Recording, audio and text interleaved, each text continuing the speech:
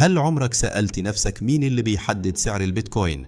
الجواب مش شخص واحد ولا شركة معينة، السعر بيتحدد بالعرض والطلب. يعني كل ما يزيد عدد الناس اللي عايزة تشتري بيتكوين السعر يرتفع، ولو الناس بدأت تبيع بكميات كبيرة السعر بينزل. لكن في عوامل تانية كمان زي الهالفنج اللي قلنا عليه قبل كده، لأنه بيقلل المعروض من البيتكوين فبيخلق ندرة طبيعية في السوق. كمان المستثمرين الكبار اللي بنسميهم الحيتان ممكن يغيروا الأسعار بحركة واحدة بس، وده غير الأخبار، قرارات الحكومات، وحتى تغريدة من شخص مؤثر ممكن ترفع أو تنزل السعر في لحظة. وفي النهاية السوق كله قائم على الثقة. لو الناس شايفة إن البيتكوين له مستقبل السعر هيستمر في الارتفاع.